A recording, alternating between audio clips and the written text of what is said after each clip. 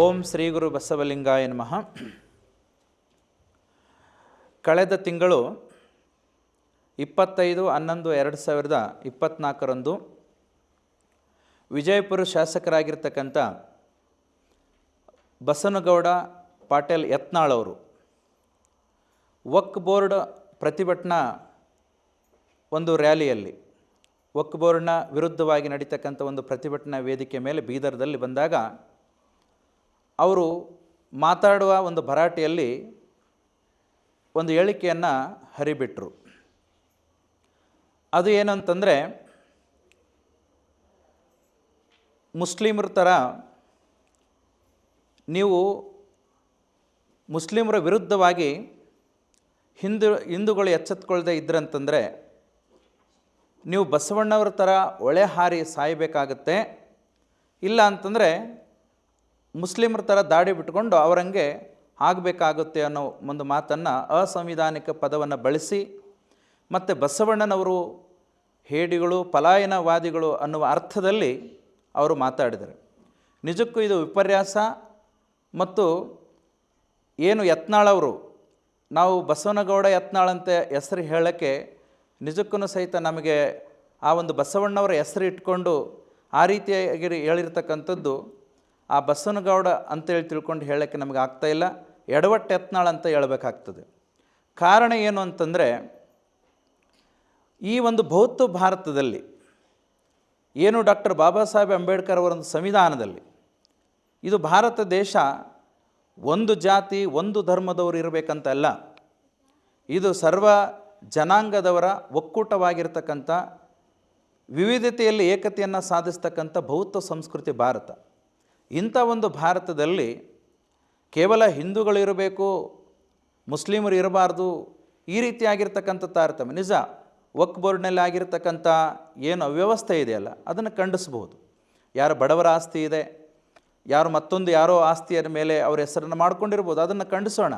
ಆದರೆ ಜನಾಂಗವನ್ನು ಖಂಡಿಸಿ ಮಾತಾಡೋದು, ಅದರಲ್ಲಿ ಆ ಒಂದು ಖಂಡನೆಯ ಸಂದರ್ಭದಲ್ಲಿ ಬಸವಣ್ಣನವರ ಅಗತ್ಯತೆ ಇರಲಿಲ್ಲ ಅಲ್ಲಿ ತೊಗೊಂಡು ಬಂದು ಆ ರೀತಿ ಮಾತಾಡೋದು. ಆದರೆ ಬಸವಣ್ಣವರಿಗೆ ಅಪವಾದವನ್ನು ತಂದು ಅಕ್ಷಮ್ಯ ಅಪರಾಧವನ್ನು ಯತ್ನಾಳವರು ಮಾಡಿದ್ದಾರೆ. ಅದು ಅಷ್ಟೇ ಅಲ್ಲದೆ ಬಸವ ತತ್ವದ ಬಸವಪರ ಸಂಘಟನೆಯವರು ಮತ್ತು ವಿವಿಧ ಸಂಘಟನೆಯವರು ಈ ರೀತಿಯಾಗಿ ಮಾತಾಡಿದಾಗ ಆಗ ಕ್ಷಮೆ ಕೇಳೋದು ಬಿಟ್ಟು ಪುನಃ ಅದನ್ನು ಸಮರ್ಥನೆ ಮಂಡವಾದದಿಂದ ಸಮರ್ಥನೆ ಮಾಡ್ಕೊಳ್ತಕ್ಕಂಥದ್ದು ಎಷ್ಟು ಸರಿ? ಅವರೇ ಸದನದಲ್ಲಿ ಮೊನ್ನೆ ದಿವಸ ಹೇಳ್ತಾರೆ, ಒಂದು ಸರ್ವಜ್ಞನ ವಚನವನ್ನು ಕೋಟ್ ಮಾಡ್ತಾರೆ. ನಂದಿಯ ಹೆಸರಿನವ ನೊಂದು ರಾಜ್ಯವನಾಳಿದ, ಬಂಧನಪಟ್ಟು ಭಯಪಟ್ಟು ನೀರಿನೋಳು ಸಂದು ಓದಾನು ಸರ್ವಜ್ಞ ಅಂತ ಹೇಳ್ತಾರೆ. ಇದು ವಚನ ದೋಷಪೂರಿತವಾಗಿರ್ತಕ್ಕಂಥ ವಚನ. ನೋಡಿ, ಸರ್ವಜ್ಞ ಇರೋದು 15-16ನೇ ಶತಮಾನದಲ್ಲಿ. ಸರ್ವಜ್ಞ ಬಸವಣ್ಣವ್ರ ಮೇಲೆ ಎಷ್ಟು ಅಪಾರವಾಗಿರ್ತಕ್ಕಂಥ ಒಂದು ಕಾಳಜಿ, ಗೌರವ, ಒಂದು ಗುರುತ್ವ ಸ್ಥಾನವನ್ನು ಕೊಟ್ಟು ಅವರ ಆದಿಯಲ್ಲಿ ನಾನು ಹೋಗ್ತೀನಿ ಅನ್ನೋ ಒಂದು ವಚನಗಳನ್ನು ಅವರು ಹೇಳ್ತಾ ಹೋಗ್ತಾರೆ. ಅವರು ಹೇಳಬೇಕಾದ್ರೆ ಹೇಳ್ತಾರೆ, ಬಸವನೇ ಜಗದಾದಿ ಬಸವನೇ ಜಗದೀಶ, ಬಸವನೇ ಜಗದ ಪ್ರಣಮ ಗುರುವೆಂದ ಅರಿತು ನಾನು ಬಸವನನ್ನು ಜಪಿಸ್ತೀನಿ ಅನ್ನೋ ಒಂದು ಮಾತನ್ನು ಹೇಳ್ತಾನೆ. ಆದಿಗುರು ರಾಯನು ಭೇದಿಸಿ ಲಿಂಗವ ಕೊಟ್ಟ, ಮೂದೇವರೊಡೆಯ ಮೂಜಗದ ಕರ್ತನೆ, ಆದಿಗುರು ಬಸವ ಸರ್ವಜ್ಞ ಅಂತೇಳಿ ಈ ರೀತಿಯಾಗಿ ಬಸವಣ್ಣನವರ ಬಗ್ಗೆ ಅಪಾರವಾಗಿರ್ತಕ್ಕಂಥ ಒಂದು ಗೌರವ ಮತ್ತು ಪೂಜ್ಯತೆ ಭಾವವನ್ನು ತಾಳ್ತಾನೆ. ಅಂಥ ಒಂದು ಸರ್ವಜ್ಞ ಇಲ್ಲಿ ನಂದಿಯ ಹೆಸರಿನವನು ಅಂತ ಯಾಕೆ ಹೇಳ್ತಾನೆ? ಅಷ್ಟೇ ಅಲ್ಲದೆ ಬಸವಣ್ಣವ್ರ ಬಗ್ಗೆ ಸಾಧನೆ ಮಾಡಿರ್ತಕ್ಕಂಥ ಬಸವಣ್ಣವ್ರ ಬಗ್ಗೆ ಸಾಕಷ್ಟು ತಿಳ್ಕೊಂಡಿರ್ತಕ್ಕಂಥ ಸರ್ವಜ್ಞ ಇಲ್ಲಿ ರಾಜ್ಯವನ್ನು ಆಳಿದ ಅಂತ ಹೇಳ್ತಾನೆ. ಬಸವಣ್ಣವ್ರು ರಾಜ್ಯ ಆಳಕ್ಕೇನು ರಾಜರಿದ್ದರು? ಅವರು ಬಿಜ್ಜಳನ ಆಸ್ಥಾನದಲ್ಲಿ ಪ್ರಧಾನಿಗಳಿದ್ದರು. ರಾಜ್ಯವನ್ನು ಆಳಿರ್ತಕ್ಕಂಥದ್ದು ಬಿಜ್ಜಳ. ಮತ್ತೊಂದು ವಿಷಯ ಹೇಳ್ತಾರೆ, ಬಂಧನಪಟ್ಟು. ಬಸವಣ್ಣನವರು ಏನು ಬ್ರಾಹ್ಮಣ ಒಂದು ಮಧುವರಸನ ಮಗಳ ಮತ್ತು ಸಮಗಾರ ಹರಳೆಯನ ಶೀಲವಂತನಿಗೆ ಮದುವೆ ಮಾಡಿಸಿ ಅಂತರ್ಜಾತಿ ವಿವಾಹ, ಅದು ಅಂತರ್ಜಾತಿ ಅಲ್ಲ, ಅಂತರ್ವರ್ಣೀಯ ವಿವಾಹ. ಅದು ಅಂಥ ಸಮಸಮಾನತೆಯ ಸಮಾಜವನ್ನು ಕಟ್ಟಬೇಕು, ಪ್ರತಿಯೊಬ್ಬರಲ್ಲೂ ಜಾತಿ ತಾರತಮ್ಯ ಹೊಡೆದಾಕಿ ಪ್ರತಿಯೊಬ್ಬರಲ್ಲೂ ಸಹಿತ ಮನುಷ್ಯ ಪ್ರೇಮವನ್ನು ಬೆಳೆಸಬೇಕು ಅಂತ ಹೇಳಿ ಕೊಂಡುಕೊಳ್ಳುವ ವ್ಯವಹಾರ ನಡೆದೇ ಇದ್ದರಂದರೆ ಸಮಾಜ ಒಂದಾಗಲಿಕ್ಕೆ ಸಾಧ್ಯ ಇಲ್ಲ ಅಂತ ತಿಳ್ಕೊಂಡು ಹೇಳಿ ಬಸವಣ್ಣವರು ಇಂಥ ಒಂದು ವಿವಾಹಕ್ಕೆ ಸಪೋರ್ಟ್ ಮಾಡ್ತಾರೆ.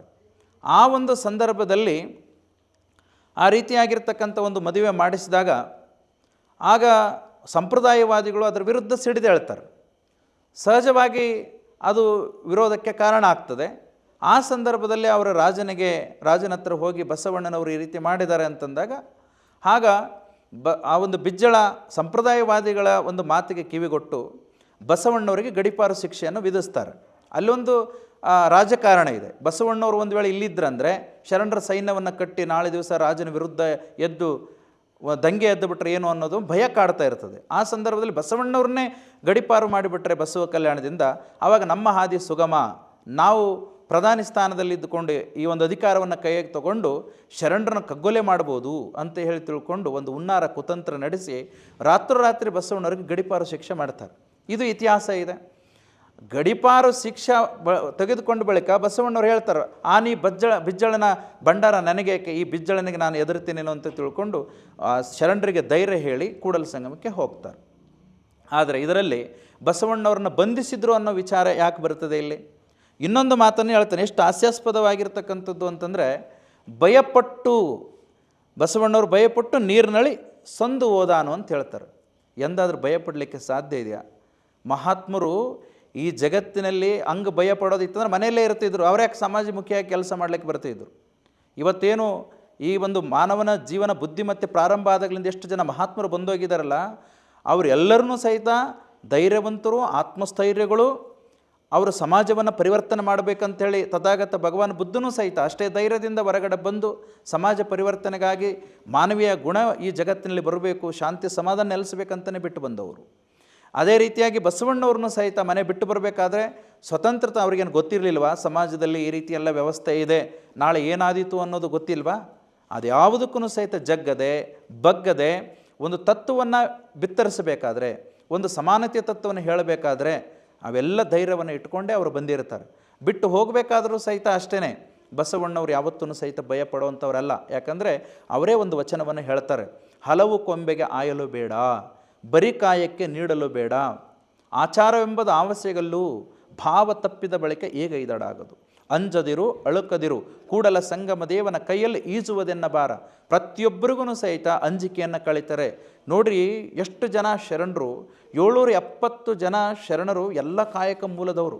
ಅವರೆಲ್ಲರಿಗೂ ಆತ್ಮಸ್ಥೈರ್ಯವನ್ನು ತುಂಬಿ ಸಮಾಜದ ಮುಖ್ಯವಾಹಿನಿಗೆ ಕರ್ಕೊಂಡು ಬಂದು ಎಲ್ಲರಿಗೂ ಮಾತಾಡ್ಲಿಕ್ಕಸ್ತಾರೆ, ಎಲ್ಲರಿಗೂ ವಚನಗಳನ್ನು ಬರೆಸ್ಲಿಕ್ಕಸ್ತಾರೆ. ಇಂಥ ಒಂದು ಧೈರ್ಯಶಾಲಿಯಾಗಿರ್ತಕ್ಕಂಥ ಬಸವಣ್ಣವರು, ಮನಃಶಾಸ್ತ್ರೀಯ ಗುಣವನ್ನು ಹೊಂದಿರತಕ್ಕಂಥ ಬಸವಣ್ಣವರು ಎಲ್ಲಾದರೂ ಎದರಲಿಕ್ಕೆ ಸಾಧ್ಯ ಇದೆಯೇ? ಅವ್ರು ಹೇಳ್ತಾರೆ ಒಂದು ಕಡೆ, ನಾನು ಸಮಯ ಸಂದರ್ಭ ಬಂದಾಗ ಬಿಜ್ಜಳನ ಆಸ್ಥಾನದ ರಾಜ್ಯಭಾರವನ್ನೇ ಬಿಟ್ಟುಕೊಡ್ತೀನಿ ಹೊರತಾಗಿ ಸಮಾಜ ಸೇವೆಯನ್ನು ಬಿಡೋದಿಲ್ಲ ಅಂತ ಹೇಳ್ತಾರೆ. ಅದಕ್ಕಾಗಿ ವಚನವನ್ನೇ ಬರ್ಕೊಳ್ತಾರೆ ಅವರು, ನಾನು ವೇಳೆವಾಳಿಯವನಲ್ಲ, ಜೋಳವಾಳಿಯವನಲ್ಲ, ಹಾಳುಗೆಟ್ಟು ಹೋಗುವ ಆಳು ನಾನಲ್ಲಯ್ಯ, ಕೇಳು ಕೂಡಲ ಸಂಗಮ ದೇವ, ಮರಣವೇ ಮಹಾನವಮಿ ಅಂತರ. ಸಮಾಜವನ್ನು ಪರಿವರ್ತನೆ ಮಾಡುವಂಥ ಸಂದರ್ಭದಲ್ಲಿ, ಸಮಾನತೆ ವಿಚಾರವನ್ನು ಹೇಳುವಂಥ ಸಂದರ್ಭದಲ್ಲಿ ನನ್ನ ಪ್ರಾಣ ಹೋದರೂ ಸಹಿತ ನಾನು ಎದುರೋದಿಲ್ಲ ಅಂತ ಹೇಳ್ತಾರೆ. ಅಲ್ಲಿ ಮರಣ ಬಂತು ಅಂದರೂ ಸಹಿತ ನವಮಿ ಅಂತ ತಿಳ್ಕೊಂಡು ಹೇಳ್ತಾರೆ. ಇಂಥ ಒಂದು ಬಸವಣ್ಣನವರು ಎಂದಾದರೂ ಎದರಲಿಕ್ಕೆ ಸಾಧ್ಯ ಇದೆಯಾ? ಭಯಪಟ್ಟು ಒಳೆ ಹಾರಲಿಕ್ಕೆ ಸಾಧ್ಯ ಇದೆಯಾ? ಇದೆಲ್ಲ ಕೃತಕವಾಗಿ ಬರೆದಿರತಕ್ಕಂಥ ವಚನಗಳನ್ನು ಕೋಟ್ ಮಾಡಿ ಇವತ್ತೇನು ಸದನದಲ್ಲಿ ಬಸವಣ್ಣವರಿಗೆ ಅವಹೇಳನ ಮಾಡತಕ್ಕಂಥ ಒಂದು ಕಾರ್ಯ ಬಸವನಗೌಡ ಪಾಟೀಲ್ ಯತ್ನಾಳ್ ಅವರು ಮಾಡಿದ್ದಾರೆ. ಇದು ನಿಜಕ್ಕೂ ಸಹಿತ ಸ್ವಧರ್ಮ ದ್ವೇಷಿಗಳಾಗಿ ಮಾತಾಡ್ತಾ ಇದ್ದಾರೆ. ಅದಕ್ಕಾಗಿ ನಾನು ಈ ಮುಖಾಂತರವಾಗಿ ಕೇಳ್ಕೊಳ್ತಾ ಇದ್ದೀನಿ, ಏನು ಮಾನ್ಯ ಸಭಾಪತಿಗಳು, ಏನು ಬಸವನಗೌಡ ಪಾಟೀಲ್ ಯತ್ನಾಳ್ ಅವರು ಮಾತಾಡಿರ್ತಕ್ಕಂಥ, ಸದನದಲ್ಲಿ ಮಾತಾಡಿರ್ತಕ್ಕಂಥ ಈ ಒಂದು ವಿಚಾರ ಕಡತದಿಂದ ತೆಗೆದುಹಾಕಬೇಕು ಅಂತ ತಿಳ್ಕೊಂಡು ಈ ಮುಖಾಂತರವಾಗಿ ಕೇಳ್ಕೊಳ್ತೀನಿ. ಅಷ್ಟೇ ಅಲ್ಲದೆ ಬಸವನಗೌಡ ಪಾಟೀಲ್ ಯತ್ನಾಳ್ ಅವರ ಹಿಂದೆ ಏನಿದೆ, ಯಾವ ಒಂದು ಹುನ್ನಾರ ನಡೀತಾ ಇದೆ, ಯಾವ ಕುತಂತ್ರಿಗಳ ಕೈವಾಡ ಇದೆ ಅನ್ನೋದು ಸ್ಪಷ್ಟ ಆಗ್ತದೆ. ನಾನು ಒಂದು ಮಾತನ್ನು ಹೇಳೋಕ್ಕೆ ಇಷ್ಟಪಡ್ತೀನಿ. ಸರಿ, ಬಸವಣ್ಣವರು ಒಳೆ ಹಾರಿ ಸತ್ತರು ಅಂತ ಹೇಳ್ತಾರೆ. ಹಾಗಾದರೆ ಬಸವಣ್ಣವರು ಒಳೆ ಹಾರಿ ಸಾಯಲಿಕ್ಕೆ ಕಾರಣ ಯಾರು? ವೈದಿಕರು. ಹಾಗಾದರೆ ವೈದಿಕರಿಂದ ಬೆನ್ನು ಬಿದ್ದು ಹಿಂದುತ್ವ ಅಂತ ಹೇಳಿಕೊಂಡು ಯಾವ ಬಸವಣ್ಣನವರು ಅದರಿಂದ ಹೊರಗಡೆ ಬಂದರೋ ಅಂಥವ್ರ ಜೊತೆ ನೀನು ಕೈಗೂಡಿಸಿ ವೈದಿಕರ ಪರವಾಗಿ ಕೆಲಸ ಮಾಡ್ತಾ ಇದೆಯಾ ಅಂತಂದರೆ, ನಾನು ಮತ್ತೆ ಬಸವಣ್ಣ, ನಾನು ಬಸವ ತತ್ವವಾದಿ ಅಂತ ಹೇಳ್ಕೊಳ್ತು ನಾಚಿಕೆ ಆಗಲ್ವೇ ನಿಮಗೆ? ಮತ್ತೆ ಬಸವಾದಿ ಪ್ರಮುಖರ ಸಂಘಟನೆಗಳಿಗೆ, ಮಠಾಧೀಶರಿಗೆ ಬೈತ್ಯ, ಬಸವ ತತ್ವಕ್ಕಾಗಿ ಏನು ಮಾಡಿದರು ಅಂತೇಳಿ ತಿಳ್ಕೊಂಡು ಹೇಳ್ತೀಯ. ನೀನೇನು ಮಾಡಿದೆಯಪ್ಪ? ಎಷ್ಟು ಕಾರ್ಯಕ್ರಮವನ್ನು ಮಾಡಿದೆಯಾ? ಎಷ್ಟು ಬಸವ ತತ್ವದ ಸಮಾವೇಶಗಳನ್ನು ಮಾಡಿದೆಯಾ? ಇಲ್ಲಿವರೆಗೂ ನಿನ್ನ ಹುಟ್ಟಿನಿಂದ ಇಲ್ಲಿವರೆಗೆ ನೋಡಿದರೆ ಒಂದೇ ಒಂದು ಬಸವ ಜಯಂತಿಯನ್ನು ನೀನು ಆಚರಣೆ ಮಾಡಲಿಕ್ಕೆ ಹೋಗಿಲ್ಲ. ಬಸವ ತತ್ವದ ವೇದಿಕೆ ಮೇಲೆ ಬಸವಣ್ಣವ್ರ ಬಗ್ಗೆ ನೀನು ಮಾತಾಡಿಲ್ಲ. ನಿನಗೆ ಯಾವ ನೈತಿಕ ಹಕ್ಕು ಇದೆ ಹೇಳಿ ನೋಡೋಣ. ಎಷ್ಟು ಜನ ಫೋಗ ಅಳಕಟ್ಟಿ ಅಂತವರು ಇವತ್ತು ಬಸವಣ್ಣವ್ರ ವಚನಗಳನ್ನು ತರದೇ ಇದ್ದಿದ್ರಂತಂದರೆ ಬಸವ ತತ್ವ ಎಲ್ಲಿ ಉಳಿತಿತ್ತು? ಎಷ್ಟು ಜನ ಯಡಿಯೂರ ಸಿದ್ಧಲಿಂಗೇಶ್ವರು, ಷಣ್ಮುಖ ಶಿವಯೋಗಳು, ಅತನಿ ಶಿವಯೋಗಳು, ಗಚ್ಚಿನ ಮಠದ ಸ್ವಾಮಿಗಳು, ಲಿಂಗಾನಂದ ಸ್ವಾಮಿಗಳು, ಮಾತೆ ಮಹಾದೇವರು, ಗದಗ ಶ್ರೀಗಳು, ಇಲಕಲ್ಲ ಶ್ರೀಗಳು, ಇವರೆಲ್ಲ ತಮ್ಮ ಜೀವನವನ್ನೇ ಸಂಪೂರ್ಣವಾಗಿ ಬಸವ ತತ್ವಕ್ಕಾಗಿ ಕಳೆದವರು. ತಮ್ಮ ಇಡೀ ಜೀವನ ಅದಕ್ಕಾಗಿ ದುಡ್ಕೊಂಡವರು. ಅಂಥವ್ರ ವಿರುದ್ಧ ಮಾತಾಡ್ತೀನಿ, ನಿನಗೆ ಯಾವ ನೈತಿಕ ಹಕ್ಕಿದೆ? ಇದಲ್ಲದೆ ನಿನಗೆ ಇರೋದು ಮುಸ್ಲಿಮರ ಮೇಲೆ ದ್ವೇಷ. ಎಷ್ಟು ದಿವಸ ಏನು ಕಡಲೆ ಬೀಜ ತಿಂತಿದ್ದೇನಪ್ಪ ನೀನು? ಅನುಭವ ಮಂಟಪ, ಪೀರ್ಪಾಷ ಬಂಗ್ಲಾ, ಅದು ಮೂಲ ಅನುಭವ ಮಂಟಪ, ಅದಕ್ಕಾಗಿ ಎಷ್ಟು ಹೋರಾಟ ಮಾಡಿರಿ ಅಂತ ಹೇಳೋರು ನೀವು. ಯಾವತ್ತು ಬಸವ ಕಲ್ಯಾಣಕ್ಕೆ ಬಂದು ಇತಿಹಾಸ ಸಂಗ್ರಹಿಸಿದೆಯಪ್ಪ ನೀನು? ಎಲ್ಲೋ ಒಂದು ಖಾಸಗಿ ಒಡೆತನದಲ್ಲಿರ್ತಕ್ಕಂಥ ಪೀರ್ಪಾಷ ಬಂಗ್ಲನ ಅನುಭವ ಮಂಟಪ ಹೇಳಬೇಕು. ನಿನಗೆ ಯಾವ ದಾಖಲೆ ಇದೆ? ಇಲ್ಲಿ ಬಸವ ಕಲ್ಯಾಣ ಸಾಮರಸ್ಯದ ಜಾಗ, ಇಲ್ಲಿ ಶಾಂತಿ ಸಮಾನತೆಯಿಂದ ಬದುಕ್ತಕ್ಕಂಥ ಜಾಗ. ಇಂಥ ಒಂದು ನಾಡಿನಲ್ಲಿ ನೀವು ಕೋಮು ದಳ್ಳೂರಿ ಹಚ್ಚಿ, ಕೋಮು ದ್ವೇಷಕ್ಕೆ ಜನಗಳನ್ನು ತಳ್ಳಿ, ಹಿಂದೂ ಮುಸ್ಲಿಂ ಲಿಂಗಾಯತ ಅಂತ ತಿಳ್ಕೊಂಡು ಒಡ್ಕೊಂಬುಂಟು ಮಾಡಿ ಜಗಳ ಹಚ್ಚಂಥ ಒಂದು ಕುತಂತ್ರ ಹುನ್ನಾರದ ಹಿಂದೆ ನಿಮ್ಮದು RSS ಕೆಲಸ ಮಾಡ್ತಂದು ಯಾರಿಗೂ ಗೊತ್ತಿಲ್ವಾ?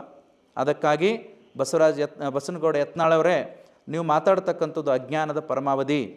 ನೀವು ಯಾವುದೋ ಮಾತಿನಲ್ಲಿ ಭರಾಟೆಯಲ್ಲಿ ಮಾತಾಡಿದ್ರೆ ಅದನ್ನು ಸಮರ್ಥನೆ ಮಾಡ್ಕೊಳ್ಳೋಕ್ಕೋಸ್ಕರವಾಗಿ ಇನ್ನೊಂದು ಯಾವುದೋ ಕೊಟ್ಟಿ ವಚನವನ್ನು ತೊಗೊಂಡು ಬಂದು ಸೇರಿಸ್ತಾ ಇದ್ದೀರಾ. ನಿಮಗೆ ನಾವು ಚಾಲೆಂಜ್ ಮಾಡ್ತಾ ಇದ್ದೀವಿ, ಬಸವಾದಿ ಪ್ರಮಥರ ಒಂದು ಸಾಕ್ಷಿಯಾಗಿ ನೀವು ಎಲ್ಲಿ ಕರಿತೀರೋ ಅಲ್ಲಿ ಚರ್ಚೆಗೆ ಸಿದ್ಧ ಇದ್ದೀವಿ. ಬಸವಣ್ಣವರ ಅಂತಿಮ ದಿನಗಳು ಏನಾಯಿತು ಅನ್ನೋದ್ರ ಬಗ್ಗೆ ನಾವು ಸಾಬೀತು ಮಾಡಲಿಕ್ಕೆ ಸಿದ್ಧರಿದ್ದೀವಿ. ಅದಕ್ಕಾಗಿ ಅವರ ನೂರಾರು ವಚನಗಳು ಹೇಳ್ತವೆ. ಭಕ್ತಿ ಎಂಬ ಪೃಥ್ವಿಯ ಮೇಲೆ ಗುರುವೆಂಬ ಬೀಜವಂಕುರಿಸಿ ಲಿಂಗವೆಂಬ ಎಲೆಯಾಯಿತು, ವಿಚಾರವೆಂಬ ಹೂವಾಯಿತು, ಆಚಾರವೆಂಬ ಕಾಯಾಯಿತು, ನಿಷ್ಪತ್ತಿ ಎಂಬ ಹಣ್ಣಾಯಿತು, ನಿಷ್ಪತ್ತಿ ಎಂಬ ಹಣ್ಣು ತೊಟ್ಟು ಕಳಚಿ ಬೀಳುವಲ್ಲಿ ಕೂಡಲ ಸಂಗಮ ದೇವ ತನಗೆ ಬೇಕೆಂದು ಎತ್ತಿಕೊಂಡ. ಈ ರೀತಿಯಾಗಿರ್ತಕ್ಕಂಥ ವಚನಗಳು ಇರಬೇಕಾಯ್ತು ಅಂತಂದರೆ ನೀವು ಬಸವಣ್ಣನವರಿಗೆ ಹೇಡಿತನದಿಂದ ಹೋದರು, ಪಲಾಯನವಾದಿಗಳಾದರು ಅಂತ ಹೇಳ್ತಾ ಇಲ್ಲ. ನಿಜಕ್ಕೂ ಸಹಿತ ನೀನು ಲಿಂಗಾಯತನಾಗಿ ಹುಟ್ಟಿದ್ದೇ ಒಂದು ಅಯೋಗ್ಯತನ ಅಂತ ತಿಳ್ಕೊಂಡು ನಾನು ಹೇಳ್ತಾ ಇದ್ದೀನಿ. ವಿಜಯಪುರದಲ್ಲಿ ನಾವು ಹಿಂದಿನ ಎಲ್ಲ ನಮ್ಮ ಹಿರಿಯರು ಪೂರ್ವಜರೆಲ್ಲರೂ ಬಸವಣ್ಣವ್ರ ಬಗ್ಗೆ ಈ ರೀತಿ ತಿಳ್ಕೊಂಡ್ರು ಅಂತ ಹೇಳ್ತಾರೆ. ಅದೇ ವಿಜಯಪುರ ಭಾಗದಲ್ಲಿ ಬಾಗಲಕೋಟೆ ಜಿಲ್ಲೆಯಲ್ಲಿ ಶರಣಮೇಳ ಕಾರ್ಯಕ್ರಮಗಳು ನಡೀತವೆ, ದೊಡ್ಡ ದೊಡ್ಡ ಕಾರ್ಯಕ್ರಮಗಳು ಸಮಾವೇಶಗಳಾಗಿದ್ದಾವೆ. ಅಲ್ಲೆಲ್ಲ ಬಸವಣ್ಣವ್ರ ಬಗ್ಗೆ ಎಷ್ಟೆಲ್ಲ ಇದೇ ನಿಮ್ಮ ವಿಜಯಪುರದಲ್ಲೇ ದೊಡ್ಡ ಒಂದು ರ್ಯಾಲಿನೂ ನಡೀತು. ಅವತ್ತು ಯಾಕೆ ಮಾತಾಡಲಿಲ್ಲಪ್ಪ ನೀನು? ಇದೆಲ್ಲ ನೀನು ಮಾತಾಡ್ತಾ ಇರೋದು ರಾಜಕಾರಣದ ಒಂದು ದುರುದ್ದೇಶ ಕಾರಣಕ್ಕೋಸ್ಕರವಾಗಿ ಏನೋ ಲಾಭ ಮಾಡ್ಕೋಬೇಕು ಬಸವಣ್ಣವ್ರನ್ನ ಎತ್ಕೊಂಡು, ಅದು ಸಾಧ್ಯವಾಗೋದಿಲ್ಲ. ಅದಕ್ಕಾಗಿ ನೀನು ಈ ಕ್ಷಣದವರೆಗೆ ನೀನು ಕ್ಷಮೆಯನ್ನು ಕೇಳಿಲ್ಲ. ಆದರೆ ಬಸವಣ್ಣನವರ ಬಗ್ಗೆ ನೀನು ಮಾತಾಡ್ತಕ್ಕಂಥ ಯಾವುದೇ ನೈತಿಕ ಹಕ್ಕನ್ನು ಉಳಿಸ್ಕೊಂಡಿಲ್ಲ. ಬಸವಣ್ಣವರಿಗೆ ಕ್ಷಮೆ ಕೇಳಬೇಕು. ಜೊತೆಗೆ ಏನು ಮಠಾಧೀಶರ ಬಗ್ಗೆ ಹಗುರವಾಗಿ ಮಾತಾಡಿದೆಯಾ, ಬಸವ ತತ್ವದ ಬಗ್ಗೆ ಹಗುರವಾಗಿ ಮಾತಾಡಿದೆಯಾ, ಸಂವಿಧಾನದ ವಿರೋಧಿ ಚಟುವಟಿಕೆಯನ್ನು ಮಾಡ್ತಾ ಇದೆಯಾ? ಯಾಕಂತಂದರೆ ನೀನು ಒಬ್ಬ ಸಂವಿಧಾನದಲ್ಲಿ ಹುದ್ದೆಯಲ್ಲಿರ್ತಕ್ಕಂಥ ಒಂದು ಶಾಸಕನಾಗಿದೆಯಾ. ನೀನು ಗೆದ್ದು ಬಂದ ಮೇಲೆ ಎಲ್ಲರೂ ಸಮಾನರೇ ಸಂವಿಧಾನ ದೃಷ್ಟಿಯಲ್ಲಿ. ನೀನು ಜನಾಂಗ ದ್ವೇಷವನ್ನು ಮಾಡ್ತಾ ಹೋದ್ರಂತ ನೀನು ಹೆಂಗೆ ಶಾಸಕನಾಗ್ತೀಯ? ಅದಕ್ಕೆ ನಿನ್ನೆಲ್ಲ ತಪ್ಪುಗಳನ್ನು ನೀನು ಸರಿಪಡಿಸ್ಕೊಂಡು ಕ್ಷಮೆ ಕೇಳದೇ ಇದ್ದರೆ ನಿಜಕ್ಕೂ ಮುಂದೊಂದು ದಿವಸ ಹೋರಾಟವನ್ನು ಎದುರಿಸಬೇಕಾಗ್ತದೆ ಅಂತೇಳಿ ತಿಳ್ಕೊಂಡು ಈ ಮುಖಾಂತರವಾಗಿ ತಿಳಿಸ್ತಾ, ಈ ಒಂದು ಬಸವಣ್ಣನವರ ಬಗ್ಗೆ ಹಗುರವಾಗಿ ಏನು ಮಾತಾಡಿದೆಯಾ ಅದು ನಿಜಕ್ಕೂ ಸಹಿತ ನಿನಗೆ ಒಳ್ಳೆಯದಾಗಲ್ಲ. ಮುಂದಿನ ದಿನಮಾನದಲ್ಲಿ ಬಸವಣ್ಣವರ ಅವಕೃಪೆಗೆ ಪಾತ್ರರಾಗ್ತಿ ಅಂತ ತಿಳ್ಕೊಂಡು ಎಚ್ಚರಿಕೆಯನ್ನು ನೀಡ್ತಾ ಇದ್ವಿ. ಶರಣು ಶರಣಾರ್ಥಿ.